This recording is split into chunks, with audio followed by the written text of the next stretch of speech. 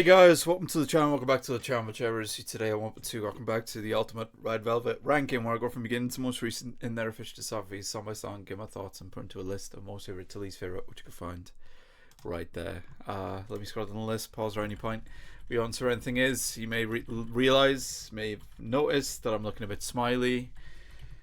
There is a reason for that. The reason being is that I need to start this episode by doing something to this list, really. So normally when I record these, when I record these episodes, I do them one after the other and everything like that, in bulk.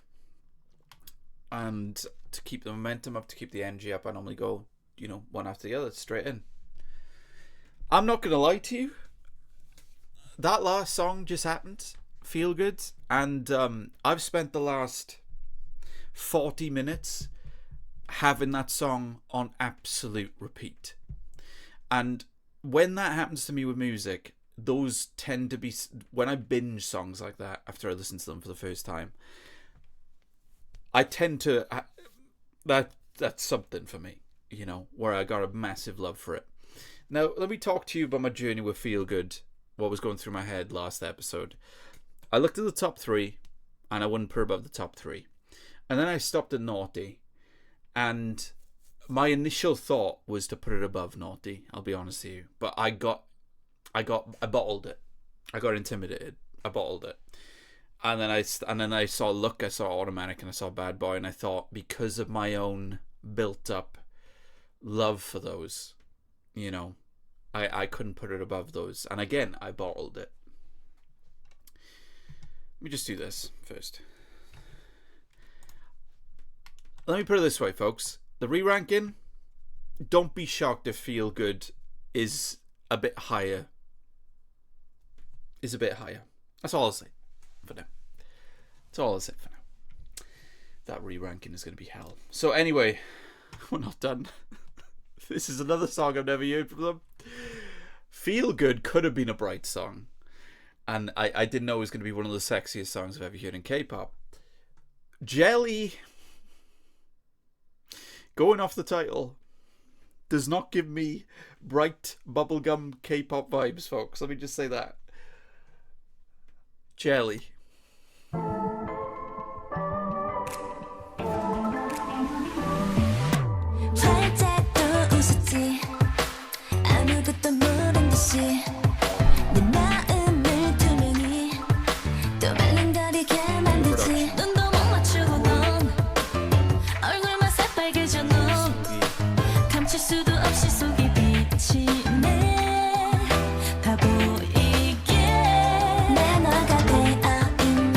Oh my god, the beat.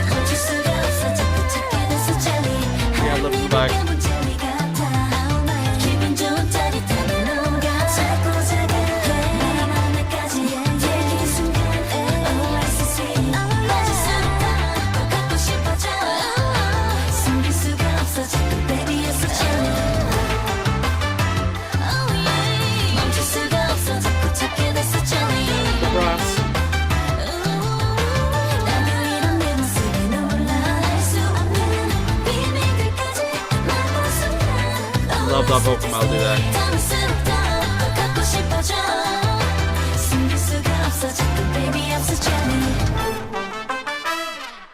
Oh my god, man. Seriously.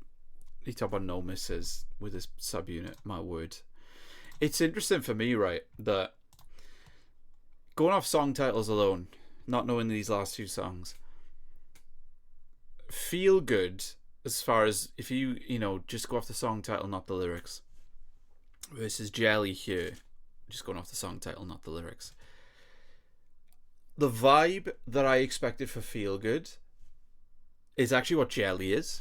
Because it's a bit brighter, it's a bit lighter. It's still somehow incredibly atmospheric and everything. But it's brighter and lighter. And it's actually what I was expecting with Feel Good. So it's crazy to have, you know, Jelly is kind of what the sound... Like, what I'm saying is the song titles, like, swapping the sounds of each song is what I was anticipating for both, really. That song was crazy. And it was crazy because... as it went on, I was kind of like realizing more what was going on underneath the surface. Like, there's so much details in what's going on in the production and in the instrumental on that song that it took me like 45 seconds to go, wait a minute, this beat is unbelievable. Wait a minute, the rhythm of the song is unbelievable. Even though the rhythm of the song and the beat was there the whole time, because there was so much else going on.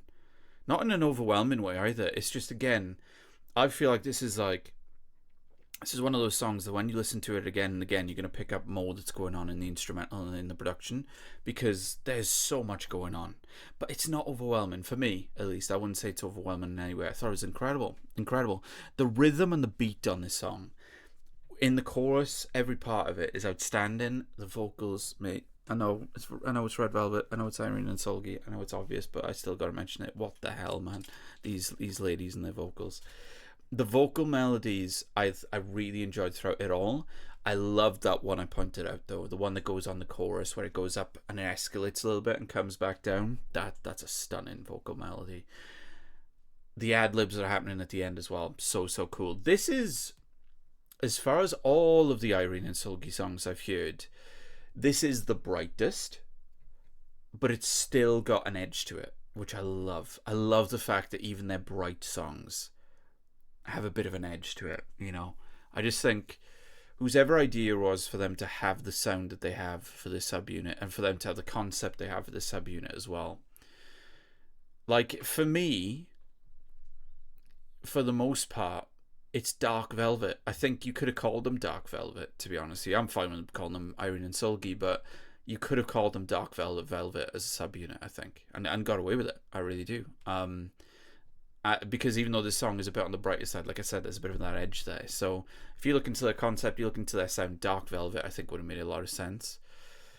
This, to me, out of the songs on the ranking so far, I would say this song is possibly, I think people will disagree with me here, which is fine, but possibly for me, this is the only song so far from the subunit where I'd go, that could have been a Red Velvet song.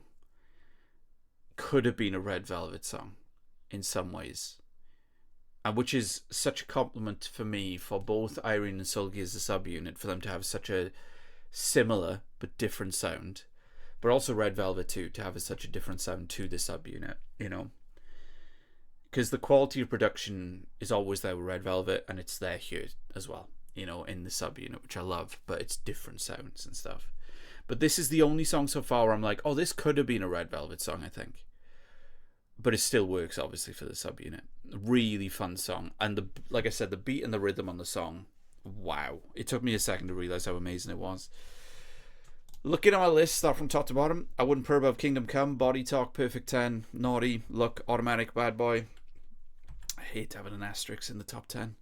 Feel Good, Diamond, Monster, Psycho, I Just, here we go. You Better Know, here come the asterisks is a little bit. So Good should be higher. La Rouge, no. Eyes Locked, Hands Locked. Ooh.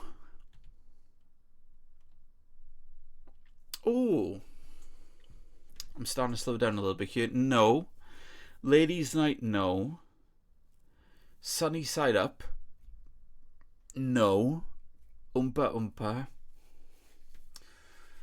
fun song. Really fun song. One of my favorite Red songs from Red Velvet, I'd say, actually.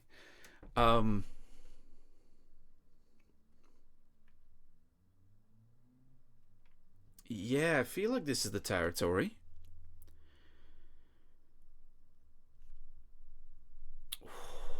Butterflies. I would put it above Butterflies myself. So that's where it goes for me. Jelly goes below Oompa Oompa, because I that is a replayed song for me, by the way. I listen to that song a lot in the gym. That's a really fun song, really good workout song. And above Butterflies. So that is the only song so far from this subunit that is not in the top 10, but it's still in the top 20. Just that's kind of crazy. As I said in the last episode, guys, I'll say it again. This is my favorite subunit in K-pop. Let's not kid ourselves at this point. The proof is there. The proof is there for Red Velvet to be one of my favorite groups in K-pop, and yet the subunit has so many songs that are so high. That's a pretty good subunit, is what I would say. That's a pretty good subunit. So, hope you enjoyed the video, guys. Hit the like button if you did. That can be great. Do you want to see more Red Velvet on the channel? Let me know where it goes for you when it comes to Jelly. And please subscribe, because plenty of Red Velvet on the channel already. The Red Velvet Reactions playlist should be somewhere on the screen right now. Plenty more on the way. Hope you guys have a lovely rest of your day, afternoon, night. Whenever you're watching this, please take care. Much love.